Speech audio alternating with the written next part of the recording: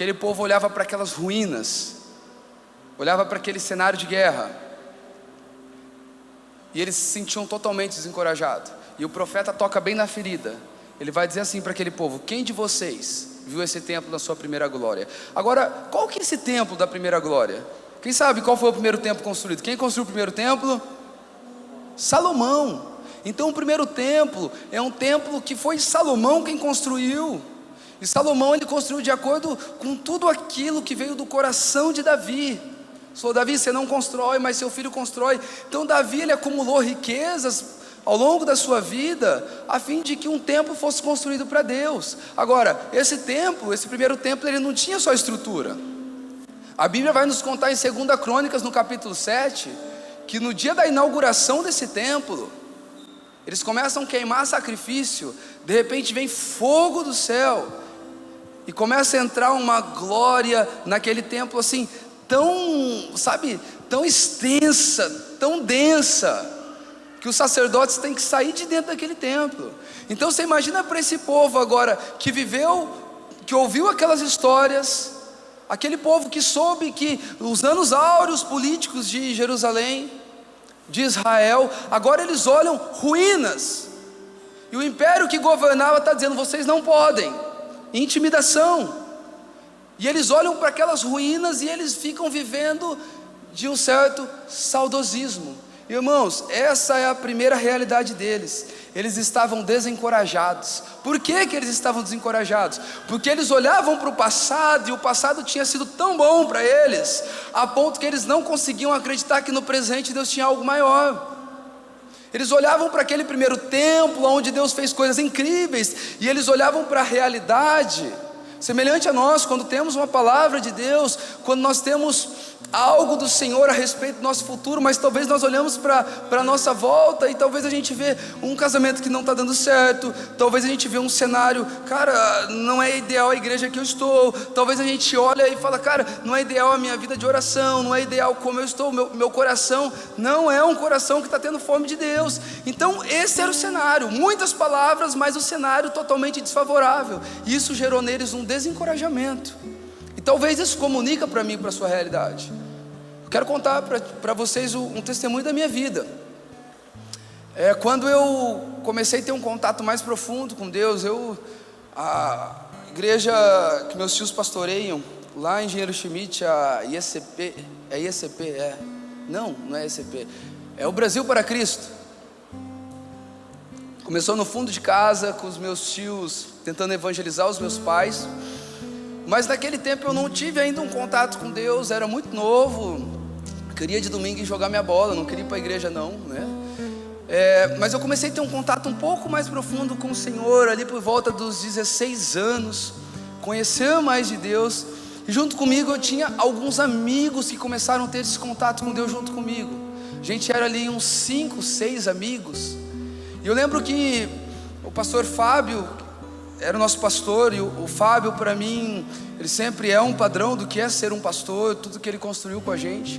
E eu lembro que naquele tempo, quando eu conheci essa galera, né, minha prima que era daquela igreja, o pastor Fábio é casado com ela hoje, e eu lembro que quando eu conheci aquela galera, era uma galera que subia para o monte, tipo de segunda a segunda-feira, não exagero, era de segunda a segunda-feira. O pastor Fábio, ele tinha um lema: enquanto Deus não vir, nós não desce desse lugar. Então tinha dia que nós ia embora meia-noite, tinha dia que ir embora 2 da manhã, mas já teve dia de ir embora 4 da manhã.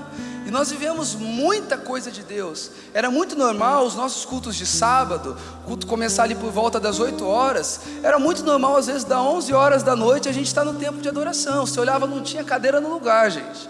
Nós vivemos algo no Senhor muito profundo naqueles dias. A gente foi muito tocado pelo Senhor. A gente chegava no final de semana, molecada toda solteira, a gente ia para casa sempre de um. Lembro que tinha o Luciano, era a casa que a gente mais ia. Eu lembro de várias vezes, tinha 2 camas de solteiro, a gente enchia de colchão no chão. Várias vezes eu dormi naquele lugar com a gente contando histórias, falando da nossa expectativa, o que a gente queria de Deus, o que a gente queria viver ministerialmente. A gente viveu algo muito forte no Senhor naqueles dias, e tinha companheiros para compartilhar. Lembro de cultos de domingo, que a gente saiu de culto de domingo assim, embriagado da presença de Deus. A gente ia para um lugar e tudo que a gente conseguia conversar era sobre o que Deus estava fazendo. Foi um tempo muito incrível. Lembro que um dos nossos amigos, a gente brincava com ele, a gente falava assim para ele: Jesus, descia a lágrima do olho dele. Então nós ficava quase que tirando sarro. Jesus, o Guilherme falava para ele, não é o Gui daqui, tá?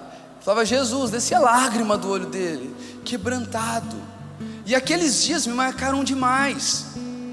Só que o que começou a acontecer com a vida, gente?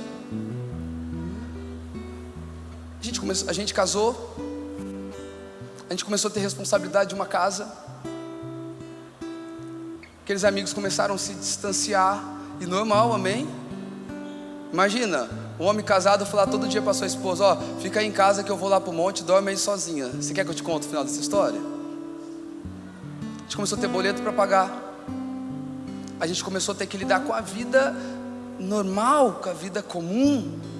E a grande verdade, gente, eu falo isso com muito temor e amor a esses meus amigos, é que praticamente ninguém deles conseguiu superar aqueles dias até hoje, porque foram dias que nos marcaram tanto.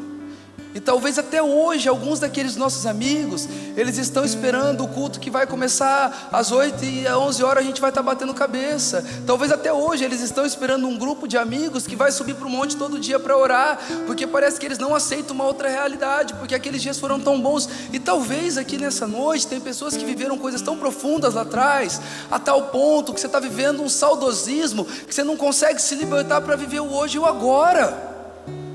Eu não sei, tem alguém aqui que viveu um pouco de maneira mais intensa ali nos anos 2000, Casa de Davi, aquele mover? Tem pessoas aqui que participaram um pouco mais disso? Tem ou não, gente? E até hoje parece que tem gente falando: não, só o que aconteceu naqueles dias era de Deus, porque tinha muita coisa profética. Irmãos, eu quero te falar que Deus não tirou férias. Deus continua fazendo hoje e agora. Muda-se a estação, muda-se o jeito de fazer, mas a profundidade a ser acessada, ela sempre vai ser maior. Eu quero te falar que Deus não é um Deus que fez o melhor no passado, a ponto de que Ele te trave no presente para ter fome e anseio por Ele. Talvez tem pessoas aqui que estão me ouvindo, que estão extremamente feridas com a igreja, porque foram muito machucados, e vocês não conseguem mais dar passo, porque toda a expectativa de vocês foi frustrada. Eu quero dizer para você uma coisa: o Pai da igreja é Deus.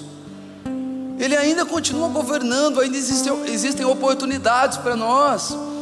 Falando do meu caso, eu não vou hoje estar para o monte toda hora, orando, falando em línguas, eu não vou, mas eu tenho uma família, e eu tenho um lugar para regar a presença de Deus. Eu posso muito bem ter um culto domiciliar em casa, eu posso muito bem olhar para a Amanda: não está bem, deixa eu orar por você. Muda-se o jeito, mas o impacto é maior. Eu gosto de falar para o pessoal daqui da nossa comunidade que é solteiro: quando você é solteiro, aproveite seu tempo, se junta, vão ficar junto, vão para a conferência, corram bastante, porque depois que casar não é dessa maneira. Só que depois que casa, parece que com pequenos movimentos a gente gera um impacto muito maior. Sim ou não, para quem é casado? Com pequenos movimentos a gente gera um impacto muito maior. Mas a verdade, gente, é que muitos de nós ainda nós estamos presos no passado. A gente está querendo projetar o passado no presente. Eu lembro quando nós estávamos começando a Origem, a gente começou a fazer uma reunião de quinta-feira, e essa reunião ela era fechada, para que ninguém viesse de outra igreja, para que a gente não atrapalhasse ninguém, principalmente a igreja que a gente liderava jovens. A gente tinha uma certa influência lá. Então nós começamos a fazer a reunião fechada, conversamos com a nossa pastora e decidimos que a gente já não ia mais nos cultos lá, para não ficar influenciando eles. Eu lembro muitos dias que chegava domingo à noite, eu começava a chorar, eu falava para Amanda: que saudade que eu estou daquele lugar, que saudade que eu estou daquelas pessoas, a ponto de quase não encontrar brilho no presente. E sabe o que eu fui aprendendo com o tempo, gente? Que o que a gente viveu lá atrás não volta mais. Eu vou te falar o porquê. Eu naquele tempo, morrendo de saudade, querendo ir lá naquele lugar, querendo ver as pessoas, querendo ter um tempo de adoração naquele lugar, um dia eu fui teimoso e fui. Que não tem nada a ver com o lugar que eu fui, mas eu descobri uma coisa: eu não tinha saudade daquele lugar, eu tinha saudade do que eu vivi lá atrás. E o que eu vivi lá atrás não se reproduz mais, porque eu mudei. O passado não é replicável. E aquele povo estava desencorajado porque eles estavam presos no passado. Excesso de passado, saudosismo. E enquanto nós ficamos no passado, gente, nós não vamos conseguir prosseguir para o lugar que Deus tem para nós. Nós precisamos desligar do passado. Nós precisamos ser radicais quanto a isso. Deus não é um Deus de glória decrescente. Deus é um Deus de glória crescente. Você vai ver que Deus ele levanta Elias, mas depois de Elias vem alguém com posição dobrada, vem Eliseu.